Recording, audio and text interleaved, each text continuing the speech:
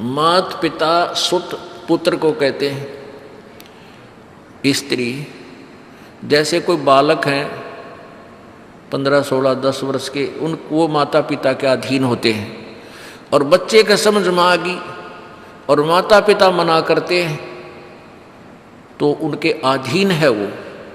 और बच्चे जवान हो गए, बूढ़ा बुढ़िया का समझ में आ गई, फिर वो बालक बाधा करेंगे, वो रोकते टोकते हैं, तीसरा दिन चल पड़ते हो, किराया कितने डावा फलाना है, यानी कुछ ना कुछ बाधा कर सकते हैं।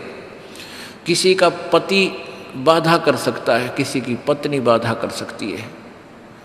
जब भक्ति की तरफ अग्रसर होता है या सत्संग में आने की तैयारी करता है, या फिर आलस बंधुकान, आलस माने आप ढीले गोडे छोड़ दे, फिर देखांगे इबका नहीं जाता, सर्दी घनी है, गर्मी घनी है, और या बंधुकान लोक लाज, इनके कारण ये है भक्ति में बाधक। अब क्या बताते हैं परमात्मा, मात पिता सुत स्त्री आलस बंधुकान, संत दर्शकों जब चले ये अटकावे आण, इनका अटकाया अटके नहीं, और संत दर्शकों जाए कह कबीर सो संत है आवागमन नसावे।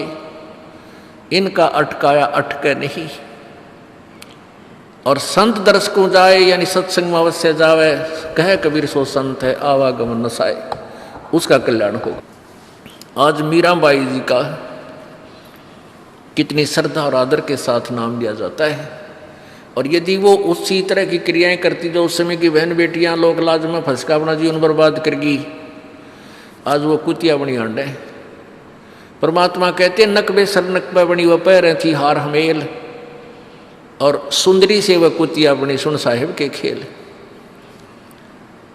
बीबी पड़दा रहे थी डोडी लगे थी बार, अब गातु गाड़े फिरती है वो बन कुतिया बाजार। वो पर्दे की सुंदरी सुनो संदेशा मोर, इब गातु गाड़े फिरती है वो करें सरायों शोर। अब जो डोडी पर्दे जिनका लग गया करते, पर्दे में रहा करती थी, जो अपने आप को ऊंच घरों की बेटियां बहू कहा करती थी, उनका सत्संग की छीट लगी, नहीं करते बाहर निकली, नहीं पूर्व जन्म की पुण्यात्मा थी, उनको कोई रानी बन गई, कोई महारानी बन गई, कोई अच्छे घर में इस मायाधारी मस्करिया का जन्म हो गया। और वो भगवान से दूर रहने के कारण फिर अगले जन्म में कुतिया की योनि पाती है। तब तो पर्दों में रहती थी, उंगली भी ना दिखण दे थी, किसी बाहर कहीं हमारी बेइज्जती ना हो जा, मेरी पत्नी जो है सत्संग में चलेगी तो इज्जत का नाश हो जाएगा, और वह इज्जत फिर उगाड़ी आंडा है कुतिया बनकर। कहते नकबे सर नकबे बनी पैर थी हार हमेल, 1-1 लाख के गहने पहरा करती, आज वो सुंदरी से कुतिया बनी देख साहिब के खेल। तो पुण्यात्मा ये इन बातों से डर लगना चाहिए। इन बातों से डर लगने लगेगा, मालिक में रुचि बनेगी और भजन करने को दिल करेगा। और ये लोग दिखावा जो ड्रामा है, नाचा कूदी, ये बकवाद मन में आवे को नहीं, ये कहने की आवश्यकता नहीं पड़ा। दास ने कैसा मत करियो, हाँ कहना तो पड़ता है एक बार बालक को, कुछ दिनों के बाद फिर आपकी रुचि ना बढ़े।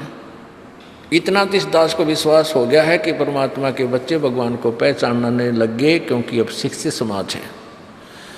आपको नाम दिया जाता है, नाम देने से पहले सब नियमों से परिचित कराया जाता है। और हमने ये पुस्तक बनाई है भक्ति सौदागर को संदेश, इसके प्रथम अध्याय में ही हमने नियमों का पूरा विस्तार से विवरण दिया है कि कोई भी पुण्यात्मा इस आश्रम की तरफ आएगा तो पहले तैयार होकर आवे। पहले क्या होता था कि भक्तजन समझाते थे नाम ले लो तुम्हारा कल्याण हो जाएगा, बड़े सुख होते हैं, यहाँ आ जाते थे उपदेश लेने, और यहाँ आकर के हम फिर उनको लिस्ट दिखाते थे ये नियम निभाने हैं, तो भाग जाते थे कि नहीं हमारा भी ये नियम नहीं निभा, क्योंकि वो उल्टे रंग में रंगे हुए वो सारे। तो अब उनको पहले ये लिख कर दे दिए कि तुम तैयार होकर आ जाना, तुम्हारा मन मानने तो आना, क्योंकि कल्याण होगा इस मर्यादा में रहने से। तो अब ये दास देख रहा है कि अब कितना डर लगता है बहन बेटी भाइयों को, बच्चों को। अब वो कहीं, क्योंकि समाज हमारा जो है सारा का सारा समाज काल प्रेरित है, उन्हीं क्रियाओं को कर रहा है जो ना करने वाली होती हैं। और हमारा भक्त एक घर में एक व्यक्ति ने नाम ले लिया, और 5-6 व्यक्ति वो सारे शास्त्र विरुद्ध साधक हैं, तो उनके साथ संघर्ष बनता है बेचारे का जा करके। फिर भी वो इतना दृढ़ है, डरता है, आकर पूछता है जी मेरे पे ऐसी गलती होगी, मेरा नाम तो खंडनी हो गया, आगे से नहीं करूँगा। तो कहने का भाव ये है कि पहचानने लग गए तुम परमात्मा को और संघर्ष करना सीख गए, आप सफल होगे, देख लेना एक दिन। ये नाखून पालिश लगाते हैं, ओठों पर इसी बूंदी शक्ल बना लेते हैं, लाल वो लगा कर लिपस्टिक, इतना बेहुदी शक्ल बन जाती है। कहते हैं अब ऐसी मर्यादा बन गई, बहन बेटियां कहते कि हम ऑफिस में जाते हैं तो ये लिपस्टिक वगैरह नहीं लगाते, नेल पेंट नहीं लगाते, तो क्या कहते हैं उस दूसरे कि तुम्हारे घर में कोई मर गया क्या? अरे थारा गजब भैया, ये बकवाद करने तो सारे जी जाओगे तुम, अकल खत्म होगी। यानी एक मर्यादा बन गई, जो ऐसे उल्टे काम ना करे उसने हे समझन लागे। निरंजन धन तेरा दरबार जहाँ तनिक नहीं न्याय विचार, सारे उल्टे काम में राजी रहे। लेकिन हमारी बेटियां अब संघर्ष करती हैं कि हाँ उनको ज्ञान हो गया, वो तो बालक हैं, कुछ भी कह सकती हैं। तो अब हम सबको बताते हैं ये ऐसा नहीं करना, क्योंकि पहले हमारा ज्ञान गांव में ज़्यादा चला था। इस दास ने गांव गांव में जाकर प्रचार किया, तो वहाँ तो ये था को ना लिपस्टिक का फंड था, ना कोई नाखून पालिश लाया करती, मेहंदी मुंदी ला लेती, त्योहार हो भी मना कर दिया हमने, समझा दिया कि इसका कोई फ़ायदा नहीं है, अपना भक्ति करो। तो वो तो सब एक साधारण सी बात ही छोड़ छाड़ दी। अब शहरों में फैल गया परमात्मा का जो ज्ञान है। अब शहरों से जो बेटियां आती हैं वो सारे तो नाखुना निशी बुरे हाल तो सनाए पाओगी। और इधर बिहार में तो और बेगन हो रहा है, कति बुढ़ी बालक सारे लाल ये नाखुना न कति जो कुसूती तरह पेंट करके लाओगे, इन्हों चमकान दे। अब इनको समझाना पड़ता है कि ये नहीं करोगे तो मान जाते हैं कि नहीं आगे नहीं करेंगे हम, क्योंकि इनकी आवश्यकता भी क्या है। भगवान ने जो कितने सुंदर नाखून पहले बना के दे रखे, इन पर क्या फायदा और बकवाद करने की। तो मालिक ने जो अंग दे रखे हैं वो बहुत अच्छे बना के दे रखे हैं, इसमें हमको फेरबदल करें ये हमारी वो लोग दिखावा मेकअप है, इसकी हमें आवश्यकता नहीं।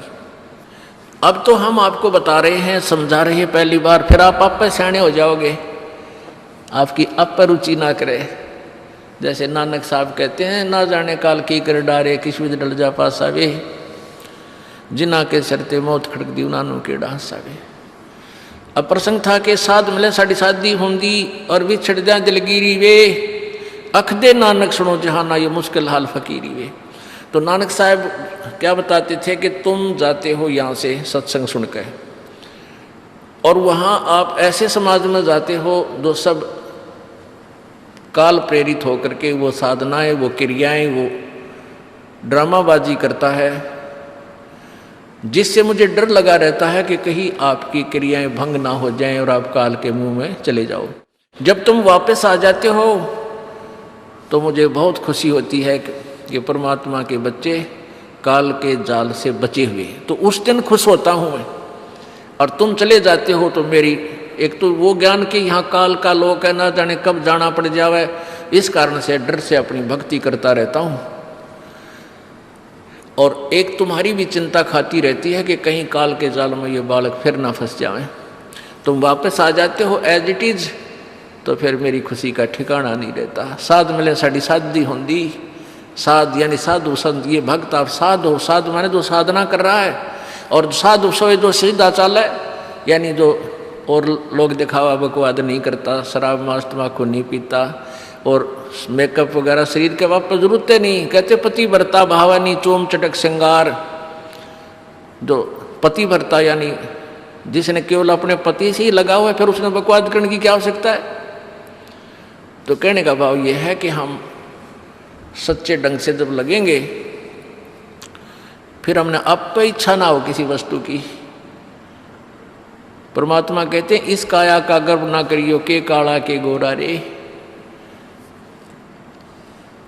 और बिना भजन इसका कुछ काम ना आवे, चाहे एतर छड़को चारों ओरा रे। ये शरीर क्या है, ये गोरा दिखा है चाहे काला किसी का, इसने थोड़ा सा छोल के देख लो, एक जैसा कोबाड़ सब में भरा पड़ा है, या ऊपर पालिश का फर्क रखे, और इससे नाम अच्छा बूंदा मान लेते हैं। नहीं, ये चाहे काला है, चाहे टेढ़ा बेढ़ा है, चाहे किसा बूढ़ा काना लंगड़ा है, इसमें जब भक्ति कर गया वो सफल है, और इस मेकअप में लग गया रहा वो असफल है, चाहे वो कितना सुंदर दिखता हो।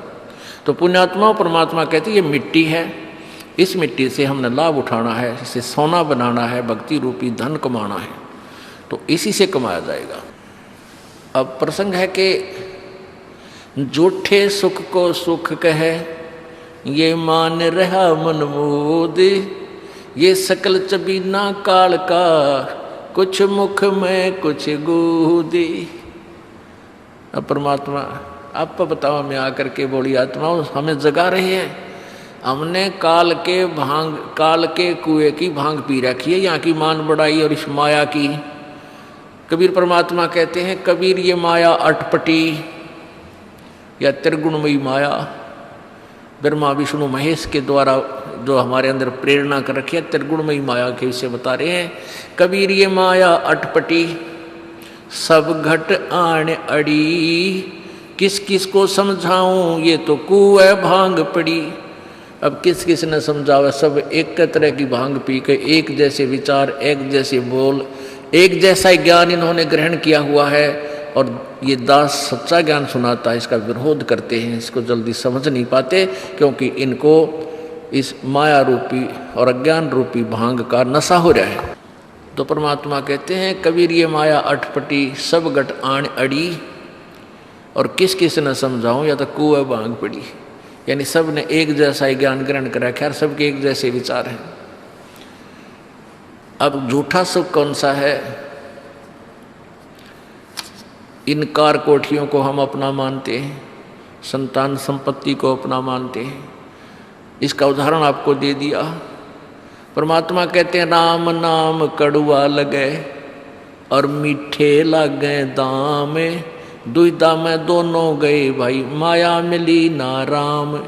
माया तो मिले को नहीं, यानी मान लीजिए आपके पास अरबों संपत्ति अरबों हो भी गई, तो वह तेरी नहीं, आपको 2-4 रोटी सुबह 4 रोटी शाम है, और एक वर्ष में गणित गणे 4 कपड़े कुर्ते पजामे बहुत, एक वर्ष में खत्म, आप पाटे को नहीं, ऐसा काम रह रहा आजकल। और 2 जोड़ी चप्पल जूते, और एक खाट का स्थान, एक चारपाई आ जा, गणित गणी 2 आ जा, जितने एक परिवार एक व्यक्ति को एक चारपाई। कहने का भाव यह कि ऐसा सीमित सा मकान, इतने की आवश्यकता आपको है, और बाकी पैसा आपके पास, उसने कहे शर्म मारोगे, क्या करोगे उसका? अब या तो कि तो बकवादा में लावेगा, कि तो शराब पीवेगा, कि तो और कोठी खरीद कर गिर देगा, उस पर कोई कब्जा कर लेगा, फिर लट्ठम लट्ठा मुकदमे होंगे, या कोई ले लेगा रिश्तेदार, या कोई मित्र बन कर फिर देखो ना, फिर खेचा तानी रात ने नींद आओ ना, वह रखेगी बगन में पात्रे, वो माया तने जीर्ण नहीं दे। और माया तो परमात्मा कहते हैं इस जीव की सबसे बड़ी शत्रु है, जो भगवान से दूर करे। अभी झूठे सुख को सुख मान लिया, कार कोठी होगी, बढ़िया व्यापार बिजनेस या कोई नौकरी होगी, तो भगवान से 100 कोस दूर है वो प्राणी। कोई एक आध पुण्यात्मा इसे प्रेरणा होकर आ जाता, वो तो फॉर एग्जाम्पल होते हैं। तो परमात्मा कहते हैं इसे सुख का आग लगे जो भगवान से दूर करे। परमात्मा कहते हैं वो दुख अच्छा हमारे लिए जो परमात्मा के चरणों में हमें लगाए रखे। कबीर साहब कहते हैं सुख के माथे पत्थर पड़ो जिससे नाम देते जावे, और बलिहारी वो दुख जो पल पल नाम रटावे। कि हे परमात्मा इसे सुख की हमने जरूरत नहीं, जो भगवान से दूर करे। पत्थर पड़ो इसे सुख के ऊपर, और बलिहारी उस दुख के जो पल पल नाम रटावे।